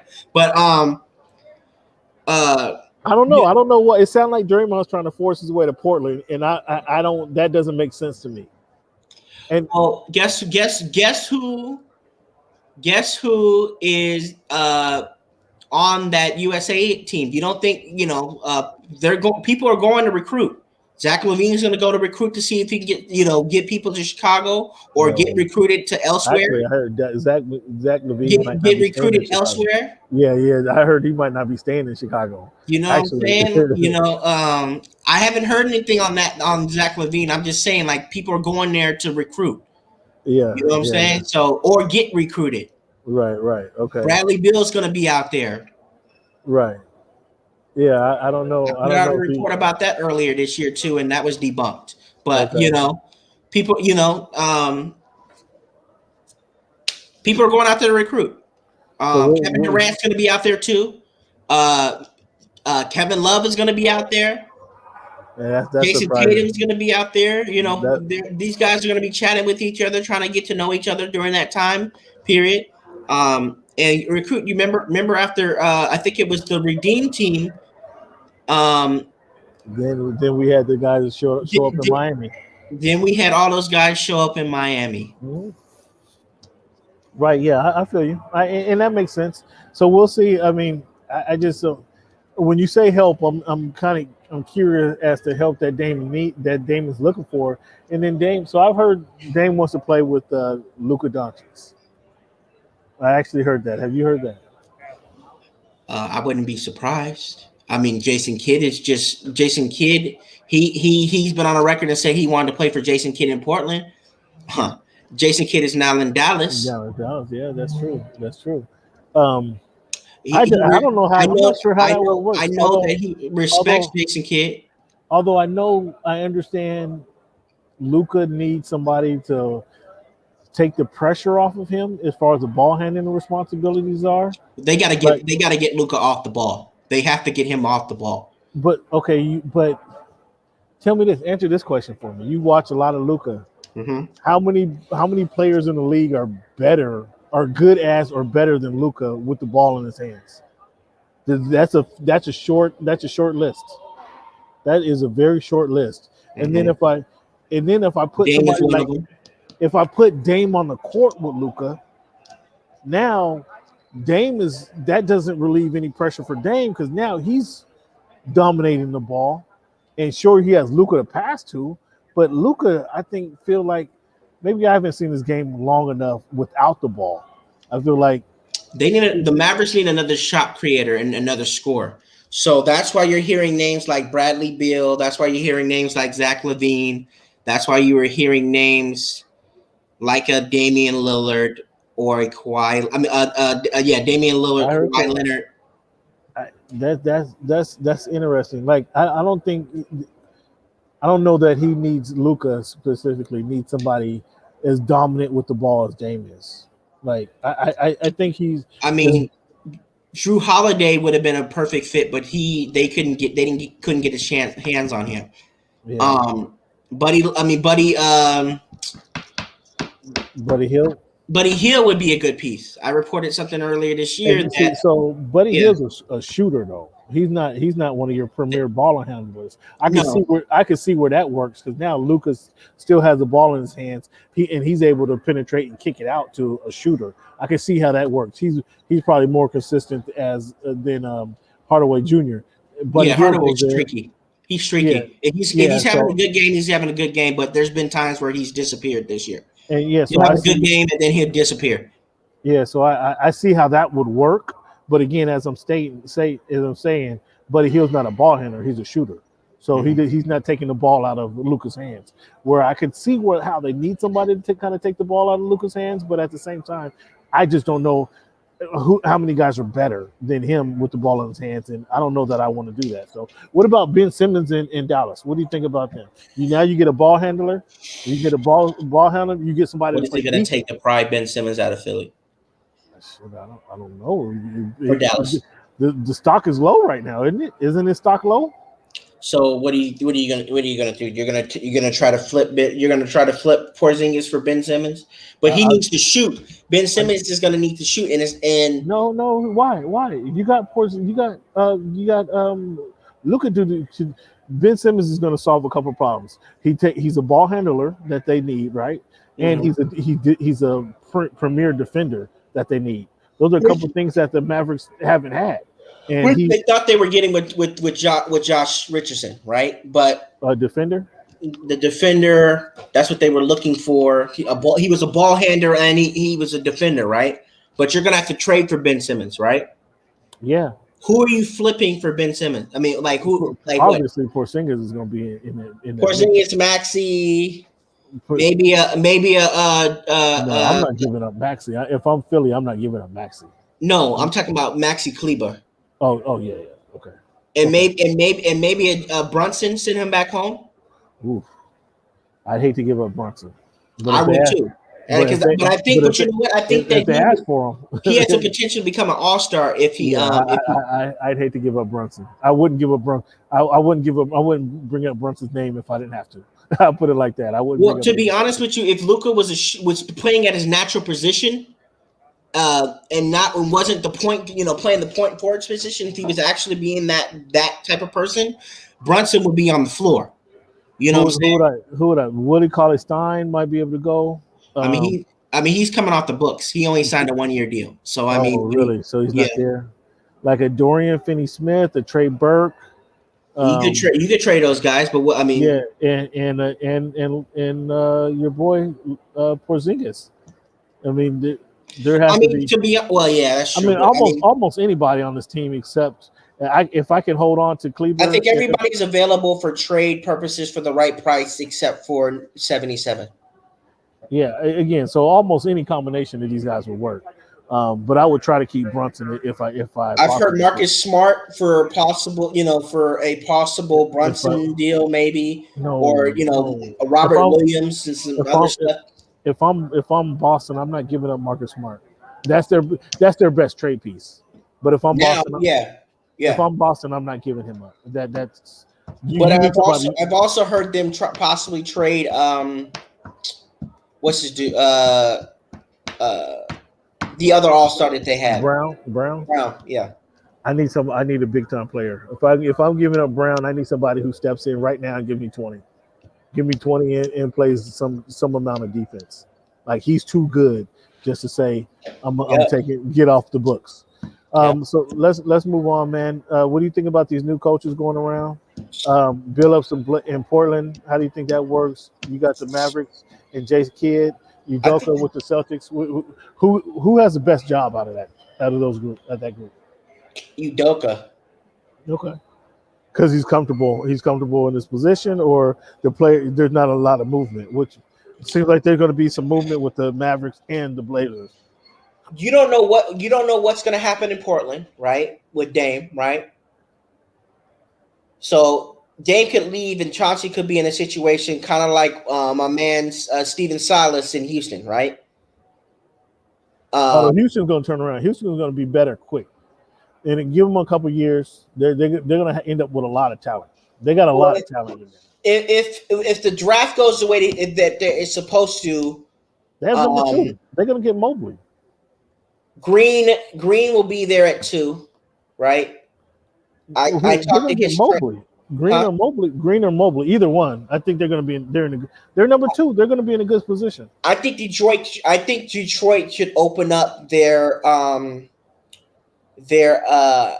their thought process outside of the number one. I don't You think think they what's should name trade should him? be a lot for number one pick.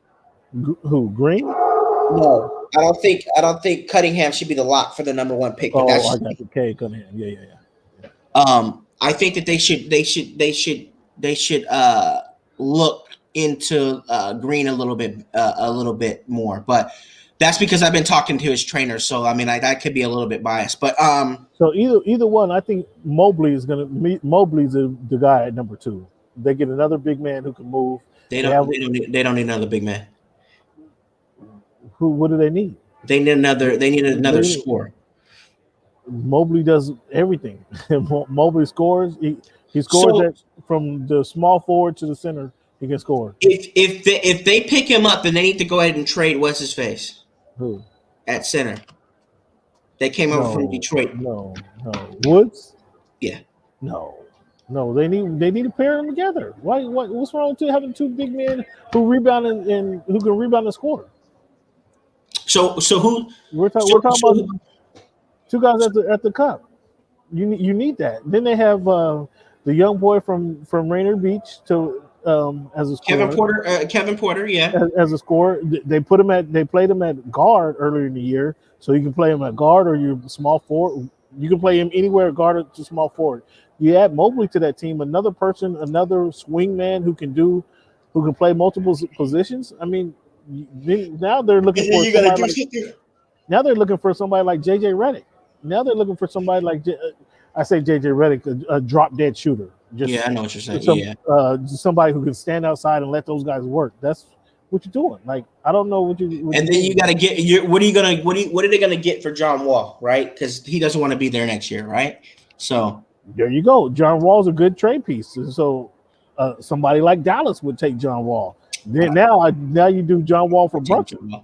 I don't think they're taking John Wall. Why not? Probably not the salary, but they would take John Wall. Come on, a ball handler. He doesn't play the defense. He doesn't play defense that you want, but a ball handler, somebody who can get to the cup or a scorer like you want. You just mentioned. If he can stay healthy, yeah. But I mean, he's proven he can't stay healthy. Right. So I don't know. I think Mobley is the key there at the number 2 point. At the number 2 spot, in my opinion, I think Mobley is the number 2. So back to your question, I think Udoka has the best role out of the Mavericks and the Blazers because there's going to be some movement. We know there's going to be movement with Portland and Dallas. So yes, you don't know exactly what you're dealing with. So I think Udoka, there should be some new movement, but it's going to be minimal in that situation. Let's take a little break here, man. We went way long on that show. We're going to come back. We're going to talk about some NFL topics.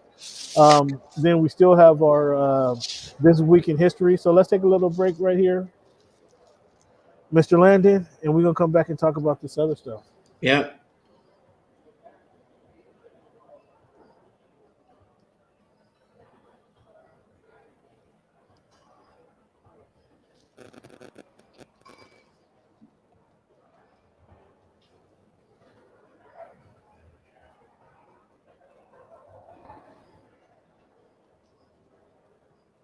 Okay, Landon. Thank you guys again for sticking with us. Voice of the Fans podcast. It is week 100, 145.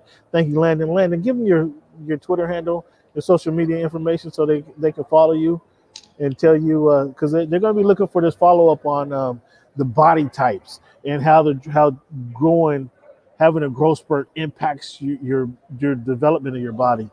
Fans are going to be looking for that feedback.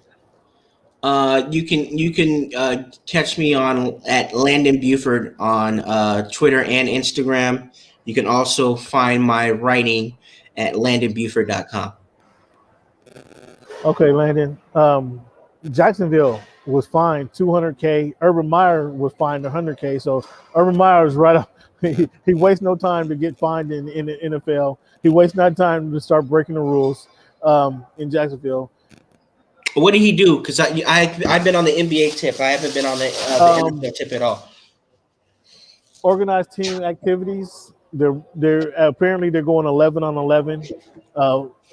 They're not supposed to be going 11 on 11. Urban Meyer says, "The hell with the rules.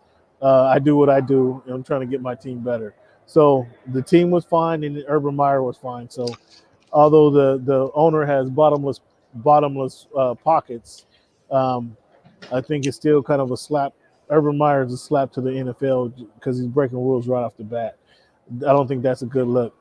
Um, but it's per usual. That's his mo, right? To always press the envelope, press the limit, and then we'll see how that helps them. Well, Um, we gotta figure out how long he's gonna be in the NFL because if we he don't. cites health problems, knock on wood, right? No. He's gonna have Cleveland. He's gonna be out of there.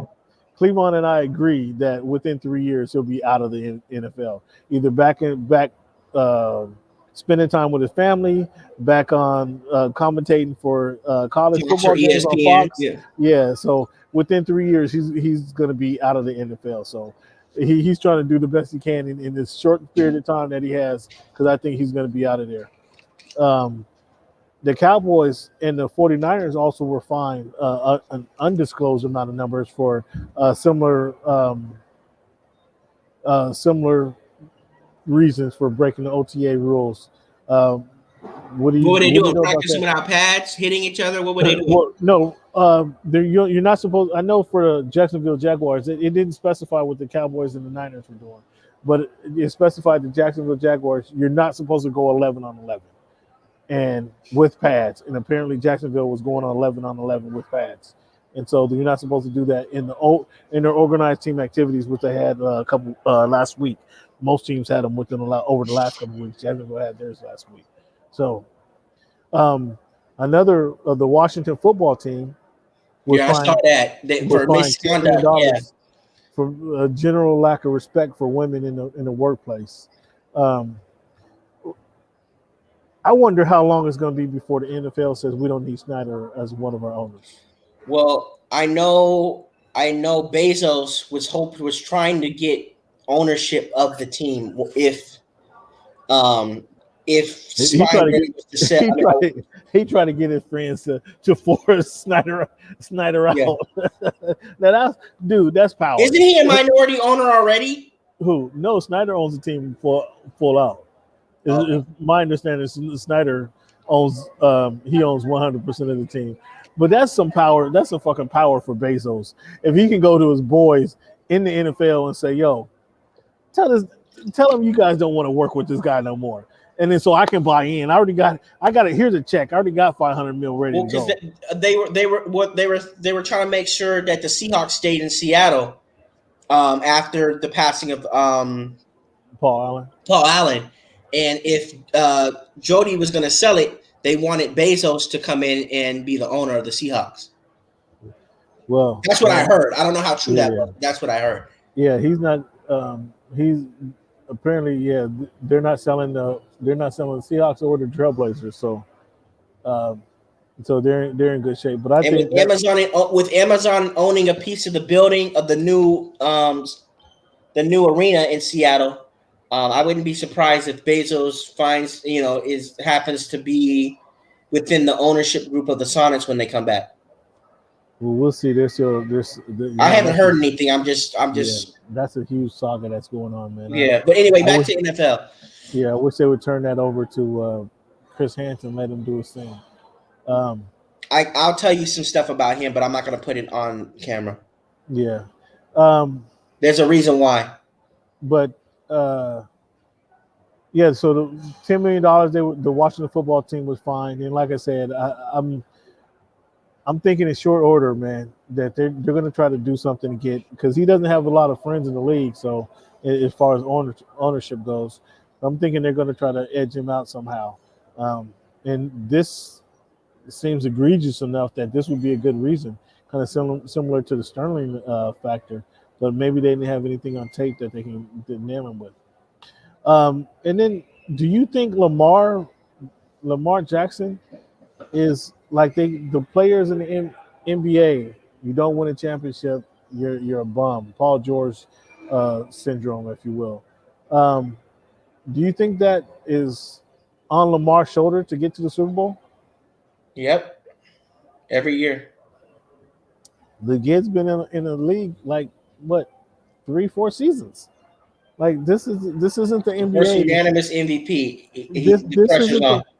This isn't the NBA where the unanimous MVP like Steph Curry, like you have to get to the finals.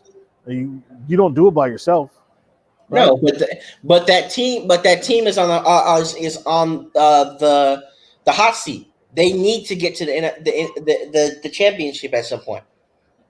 At some point, I just think it's a little premature to put Lamar Jackson. I mean, this man is about to get paid. I think it's a little premature to put him on that pedestal. In my opinion, I think it's a little. I think it's a little premature for that. What do you think is? Let me ask you this question: Who you looking for most to see on the field? Jordan Love, Justin Fields, or Trevor Lawrence? Who you want to see play? Who you want to see? Who are you looking to see forward to see play the most? Jordan, Green Bay, Chicago quarterback, or Jacksonville quarterback?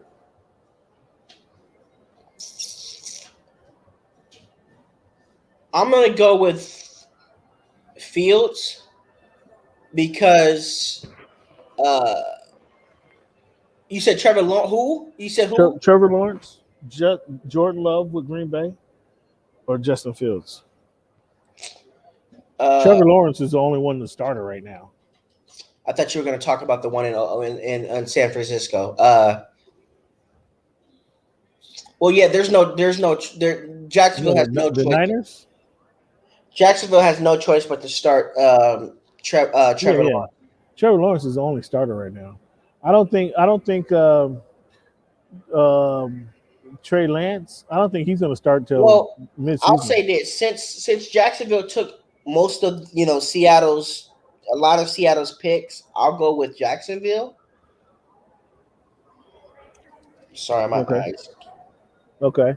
Let me hear Derwin James, Saquon Barkley, Odell Beckham, or Joe Burrow. Whose return are you looking to see most? You said Saquon Barkley. Derwin, running back for the Giants. Derwin James, safety for the Chargers. Yeah. Odell Beckham, receiver for the Browns, or Joe Burrow, QB for the Odell Beckham because everybody keeps saying he's a superstar. You want to see him? I want to see what he can do with that Browns team because they got a lot of weapons. If I was the Browns, I'd trade him tomorrow for whatever I can get. I'm trading him for probably a cornerback, safety. That's what I'm looking for. I mean, the team is loaded. They don't need him. He draws too much attention. I'm going elsewhere. I still don't understand why Patrick Peterson left Arizona and how stacked those boys are. Well, he's been there for a long time, and we're going to get into that. In fact, my very next question is, what's the toughest division in the NFL? The NFC West. Well, I was going to say outside AFC East, but so to your point right now, NFC West is the toughest division. You called it out. NFC West is one of the toughest divisions in the NFL. No, not one. The toughest. The toughest. So when you say that, you have Cleveland and I did our ranking last week. The Rams, the Seahawks, the Cardinals, the 49ers, and the Cardinals. The Cardinals are at the bottom of the division. So they may be talented, they're still at the bottom of the division. All four of those teams are a threat to go to the Super Bowl every year. No, they're not. No, the Cardinals. First, you have to win your division. First and foremost, they're not. They're not. A threat The Cardinals are stacked.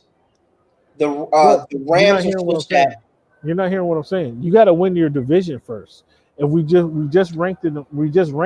They're ranked number 4 in their division. They're not a threat to win the title. At number 4 in their division. Number 4 in that division.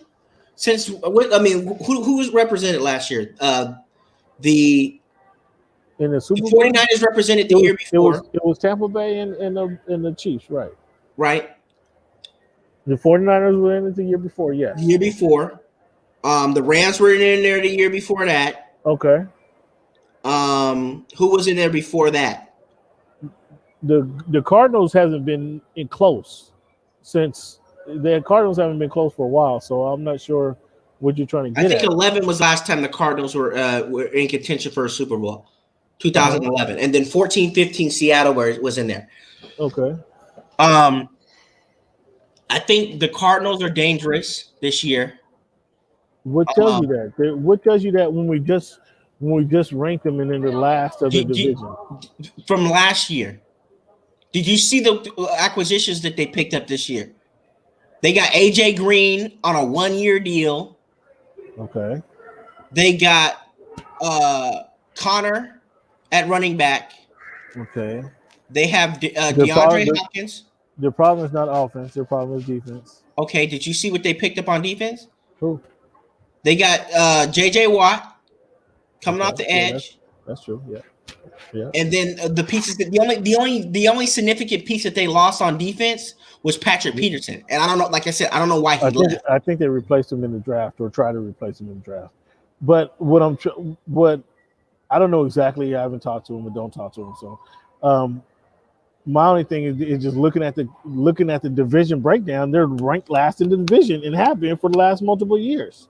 So they may be better. They did pick up some quality talent. I hear and understand what you're saying. The bottom line is they're still ranked last in their division. So with that being said, let's go somewhere else. Which you're going off of last year's ranks, huh? He's went to Minnesota, right? Yeah, he went to Minnesota. Yeah. Which they need some more defense, and they're probably he got to step up. They'll be better. Minnesota will have a better record. They'll be about the same, but Minnesota will go further than the Cardinals will. The Cardinals are in a tough division, plain and simple. They're not beating out the Rams for a division title. They're not beating out Seattle for a division title. The Niners, we don't know that though, Cam. With the additions that they did, we don't know who's going to be in the division leader. I mean, if you ask me, I'm going to say Seattle all day, but the Arizona had a better offseason than Seattle did. Okay, so they got better than Seahawks. So did they get better than the Niners? Did they get better than the Rams? I think so. You think they got better than the Rams? The Rams already had the number one defense in the league last year. They didn't lose anybody. They lost their coach. That's it. That's who they lost. Their defensive hit coordinator. That's who they lost. They didn't lose any players. They lost their offensive coordinator. No, they lost. Okay, so the defense, they lost their coordinators. But the fact is, Sean McVay is still there, and he's really the guy that drives the train there. So the Rams. They have also the 49ers, who went through a Super Bowl slump last season. So they got injured. Their quarterback got injured. They lost confidence in the quarterback. Now they got a rookie quarterback. So as soon as Jimmy G has a hiccup, I mean they're going to put in the young guy. The young guy. Right. They lost better. They lost a couple wide receivers because Kevin Bourne is in. That's right. They did let Kevin Bourne. Yeah. Is in New England. Okay. They got Debo. They got Debo, right? Yep. I think they gained another receiver too, but I'm not. I think they gained another receiver. But I mean, we'll see. It's the toughest division in football. You know what I'm saying? Like, they added another slot so the Cowboys can get into the playoffs. Or so they thought. Yeah. So they thought. So it'd be interesting. I just don't see. I understand your question. My answer would be they play in the toughest division in football. So where they weren't going to win, the Cardinals were not going to win. So that would be my answer as to why they left. I'm going from Seattle's perspective, but if the Cardinals do become the number one, I mean the team that represents the division, I'm going to talk to you about this because we had this conversation. We can revisit that anytime. We'll be here because all any of those teams are better than your Dolphins, but I'll digress. Well, until Deshaun Watson comes to town. You know what? That's if he can't come to town. That's if he can't come to town. Well, we're gonna have some conversations with Roger Goodell. Maybe the kid just needs a different scenery. We got all kind of masseuses That down has in. nothing to do We with have all Roger kind of Goodell. we have all kind of masseuses down in South Florida that can Bro, take care of him just. We can take care of him just fine. He's not gonna have to ship people in and out around town. There's a specific NFL owner that knows about the masseuses in Florida. But I'll just leave it at that. That's right. Again, we have all kind of masseuses that can take care of in South Florida. He's not gonna. This will not be a problem in South Florida. So let's go ahead and make this move. Let's send it out for 4 games, Coach Roger, and then let's go from there. So yes, So you're trading Tua for Deshaun? Is that what you're oh, saying? he's out of there. He's out of there. I can't. His bags are already packed. I already got Tua's bag packed for him. Tua and what you want. We got 2 picks for the next 3 years. You want to pick from? You want 3 number ones? You want 2 number ones? What do you want to do? He's out of there, bro. So yeah, we can have that discussion. Just remember that conversation. We already got a couple topics we're gonna have to circle back on. Let's take a little break here. When we come back, Landon, we're gonna do this week in history, and then we got to talk about some random topics, man. We're gonna talk about the collegiate athletes that looks like they're gonna get paid, and what does this mean for NCAA and the EA Sports? We're gonna have this conversation here when we come back. Let's take a little break here.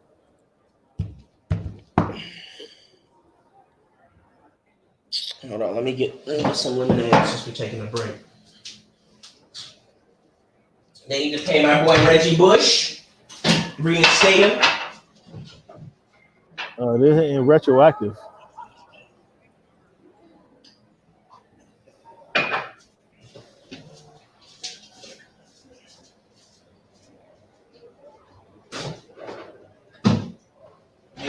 They need to pay my boy Reggie Bush.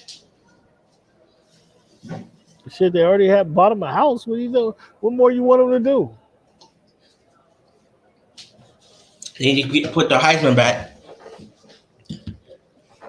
They would have had to come. I wouldn't accept that. They'd had to come and send the feds to the house to come get the Heisman.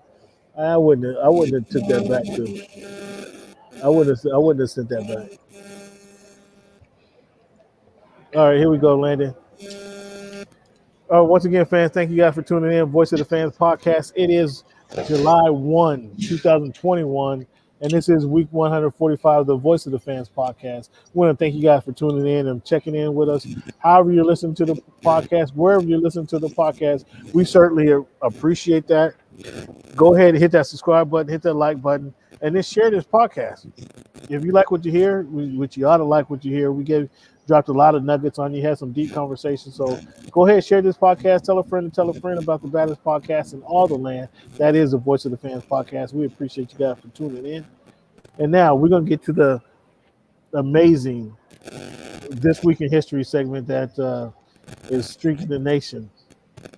Mr. Landon, back in 6/28/1978, the Supreme Court handed down a decision affecting racial quotas. They handed down a Bakke decision, which affected racial quotas in education and industry back in 1978. So there became a quota in the industry, in industry work and education for quotas, racial quotas. Kind of interesting that took place in 1978, but yet it did. July 1, 1964, or excuse me, 1694, the Civil Rights Act was passed back in, 1964. The Civil Rights Act was passed back on 7/1. 7/4, 1881, Booker T. Washington opened up the Tuskegee Institute in Alabama. Back in 1881, that was Booker T. did the job. 1822, the slave result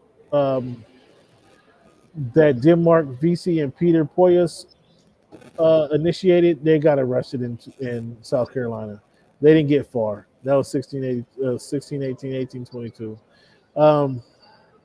Bob Gibson, in 1968, July 1, 1968, Bob Gibson's streak of 47 Two and a third scored 47, two and a third scoring innings was broke. It ended. Your connection sums up with your connection, man. I'm getting a lot of feedback. There you go. You did whatever you did work. But Cardinals pitcher Bob Gibson's streak of 47, two and a third scoreless inning was broke. That was third most in live era. Ends on a wild pitch against the Dodgers. 47, two and a third inning was a pretty immaculate. Um, so we've got a couple of segments a couple of topics we wanted to talk about before we close the show. Um, what's your thoughts on the collegiate athletes' ability now to make money off their name and likeness?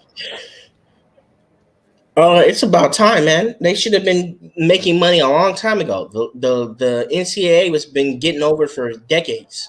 Getting over for decades, right? And that's essentially They've what been they're. finessing. They've been finessing collegiate athletes for decades. So I don't Well, feel sorry at all for the NCAA at well, no, all. nobody should feel sorry for them. Do you think this brings back the NCAA for EA Sports? They've already announced that. I thought. Did they? I hadn't Yeah, I heard it. thought they already announced that was coming back. Not with playing the players. I heard it was going to come back and they were going to use some what's the word artificial players, but not with the players and not with the schools. If they're gonna use the schools, then they're gonna have to pay these guys now. Yeah, that'll be interesting. That's That, I part. mean, I mean, that was part of the lawsuit a long time ago. yeah, That's but what Bannon. That's what Bannon and those guys did to win the lawsuit is because they were using their likeness in those again, video games. we haven't seen. It's been it's been nearly a decade now that we've seen the NCAA hoop game or college football game, right? The Yep. last one I think was 2015. No, it's been longer than that. Here, let me see. No, I could have sworn the last NCAA. It's been longer than that. It's been long. It might be 2005 or six. Let me see. But none of, EEA. but nonetheless, man, I wonder if they'll sign a contract with the players and the players can get a portion of it. I mean, how are you going to divvy that out between the quarterback and third string defensive tackle? Like, how is that going to break down? You know, whether that's Alabama or University of Washington, how that's going to break down between that what the players can make or the portion of the players. Because if they say okay, every player gets 2 cents for every game sold, um, then there's going to be a discrepancy because that wide receiver for Clemson, he's going to say, well, we have more fans coming to our games than say the University of Fresno or Fresno State, and I shouldn't make the same money that as a receiver for NCAA that the guy at Fresno State makes, right? So True. I think 14 was the last one because I know Denard Robinson was the last I think cover athlete. interesting. Okay. Um, so that's going to still be interesting how they decide that. And I mean, if they work it out, it'd be nice to see the NCAA for NCAA sports come back. Your girl Sha'Carri Richardson, blue hair gal sprinter, made the Olympic team, but Mm-hmm. then she apparently tested positive for a prohibited substance. And her chances of making Olympic or her chances of going to Tokyo is sketchy up in the air right now. What do you think about Sha'Carri Richardson and this potential banned substance?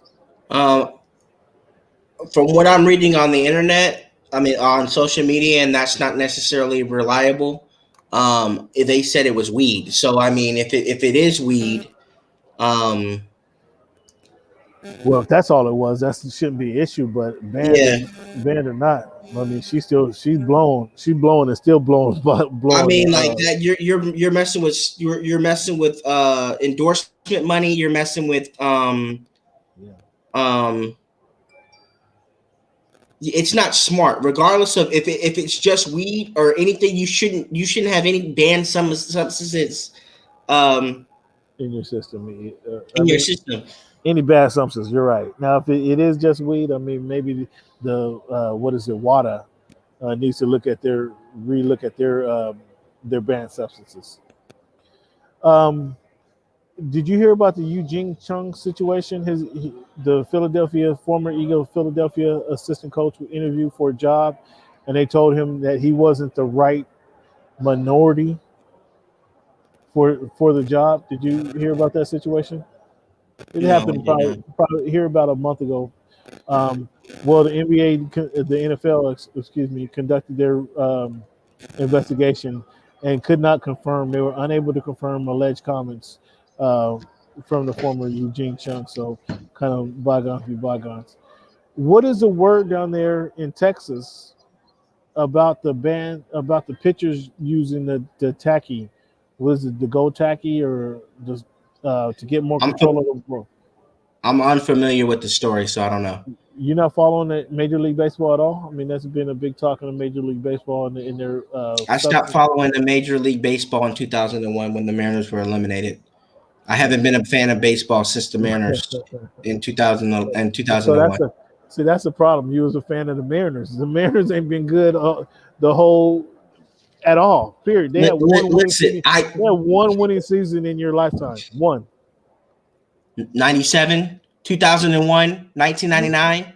They had some No, winning seasons earlier no, buddy. earlier when I was younger, but they They haven't have done anything in almost 11 years now. the Mariners stink, or the Mariners I mean, they're absolutely the stink Yankees out farms team. We know loud. that now. There you So, I go. mean, yeah, yes, They're yes. Major League Baseball farm team, not just the Yankees, but Well, Major they League used to be the Baseball. Yankees farm team a couple years ago. Yeah, That's I a mean, good well, point. That's a good point. 5 or 6 years ago. So, What do you think? Did you watch the Tank Davis and Mario Barrios over the weekend? I saw highlights because I was watching. I think that was a NBA game on that night. But What uh, are you a fan of Tank Davis? What do you think of Tank Davis? Is he the new pound for pound champ? The new he face might of be. boxing? He might be. Um, Congrats to Mario. I mean, I had the opportunity to interview him last year. yeah, When he won when he won the championship belt. In another weight class. Obviously, salute to him for being a sport and acknowledging the new champion afterwards. yeah. Um, I was rooting for Barrios, but but I think Tank might be the next person in line. you think he's the next person in line, huh? And he's aligned himself with Floyd Mayweather, so that's gonna come with the territory. It might have been the other way around. Floyd Mayweather aligned himself with him. That's the way it might I have mean, been. wherever you want to call it, those guys they've linked up. Yeah, it might have They're been. they're now. Um, he's now in the camp. He's now part of the money team in some Late, sort of way.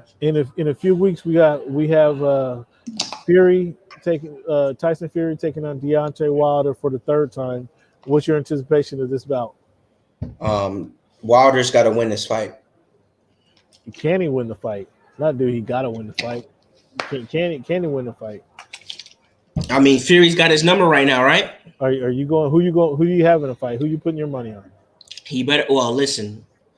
Uh, I'm Who gonna you, go with Fury, okay. but Wilder better not have anything weighing him down or anything of that Right. nature. You know what I'm saying? So Yeah. I say, hey, go to the hotel room, grab a towel, cut a hole in it, and go to the ring. Put it over your shoulders and go into the ring. That's what you do.